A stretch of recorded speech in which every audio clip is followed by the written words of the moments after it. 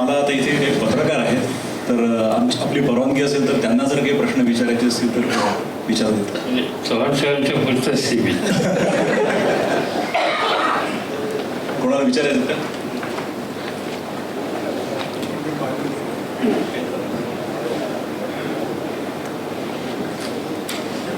ठीक आहे.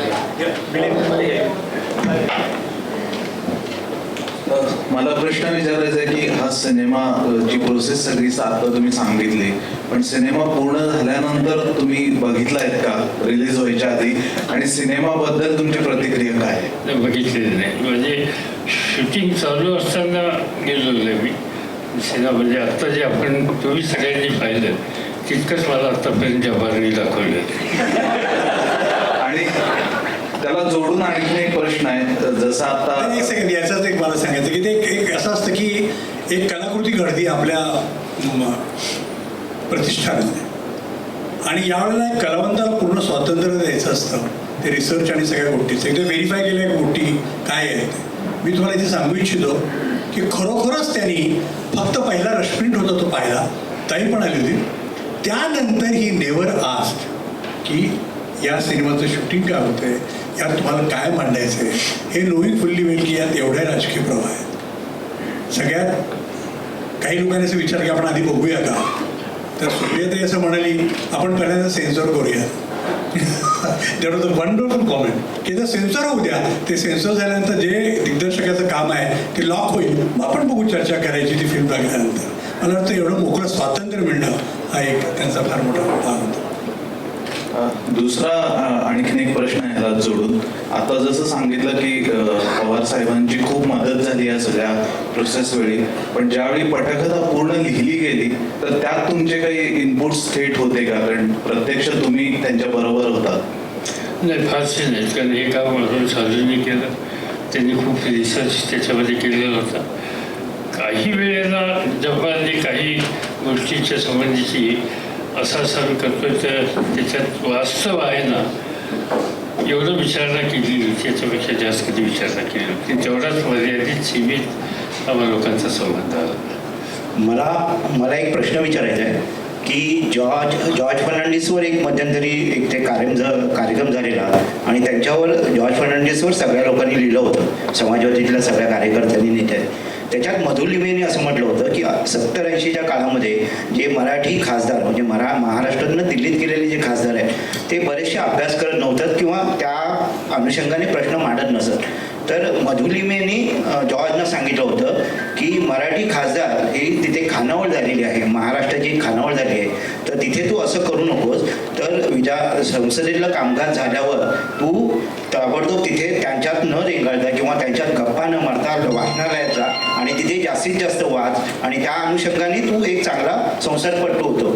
ती त्यानंतरच्या काळात आपली अशी मराठी खासदारांची वाचनाची किंवा एक अभ्यासाची सवय कमी झाली असं तुम्हाला वाटतं? असं काही पूर्णच वाटतं असं नाही, कारण असं आहे की मराठी खासदार ज्याच्यात भारतीय जनता पार्टीचे असतील, शिवसेनेचे असतील, काँग्रेसचे असतील किंवा अन्य पक्षांचे सुद्धा असतील, त्यातले अनेक लोक असे आहेत की त्यांना ज्या विषयाच्या संबंधीची आस्था आहे त्या विषयाच्या संबंधी लक्ष केंद्रित करण्याच्या संबंधीचा प्रयत्न त्यांचा असतो, आणि त्या विषयाच्या संदर्भात संसदेच्या ग्रंथालयामध्ये जाऊन काही मिळवायच्या संबंधीचा सुद्धा प्रयत्न असतो. एक गोष्ट खरी आहे की थोडं हिंदी आणि इंग्रजी याच्याबद्दलची एक अस्वस्थता ही मराठी लोकप्रतिनिधींच्यात अनेकदा असते, आणि त्यामुळं तेवढ्या प्रभावीपणाने सगळ्यांच्यात मिक्स होण्याच्या संबंधीचा त्याचा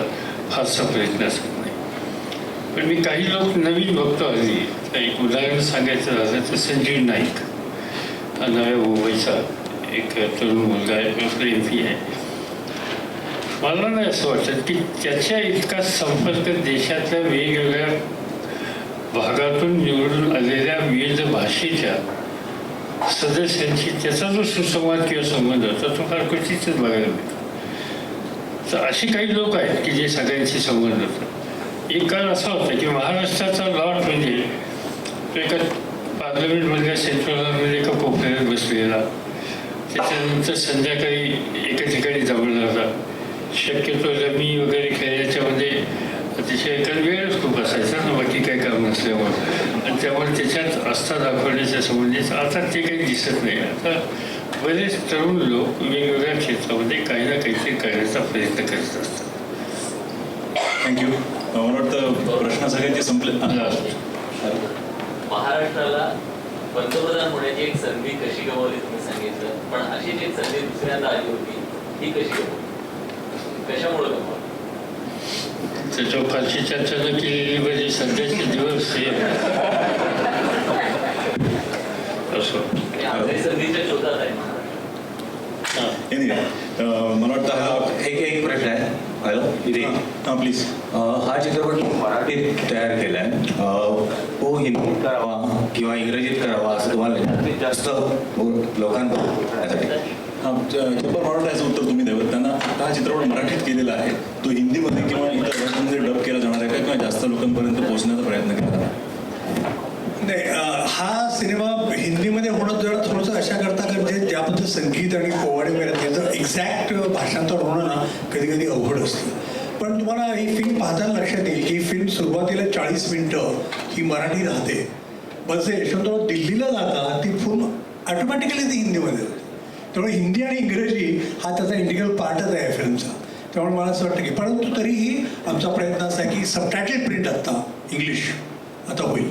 त्यामुळे काही ठिकाणी ती फिल्म ज्या ठिकाणी आता गिणी लावतील ते जे अशी थिएटर्स आहेत ज्या ठिकाणी अमराठी आहे त्यांना सबटायटल्स ते बघायला मिळतील.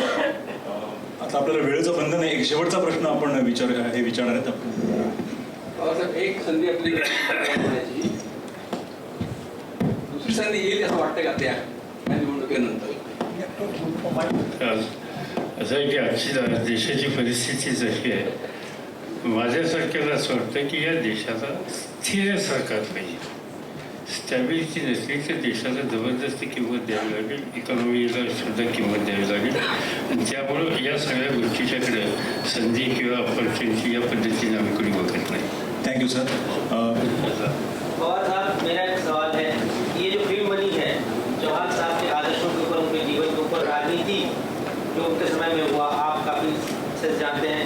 इस समय जो देश की जो राजनीति स्थिति है, इस फिल्म से उनके जीवन के आदर्शों से राजनेताओं को सीखना चाहिए. और साथ में आपको लगता है कि इस समय जो देश की राजनीति है, जो संसद में हम तस्वीरें देखते हैं, नैतिक और एक तरह की वैचारिक चेतना में जो है गिरावट आई है? बात ऐसी है कि एक तो जब्बार जी ने साफ किया कि, और आप सब जानते हैं कि ये फिल्म टोटल मराठी में है. ये बात सच है कि जब चौहान साहब दिल्ली में जाते हैं तब भाषा में परिवर्तन है, सुधार.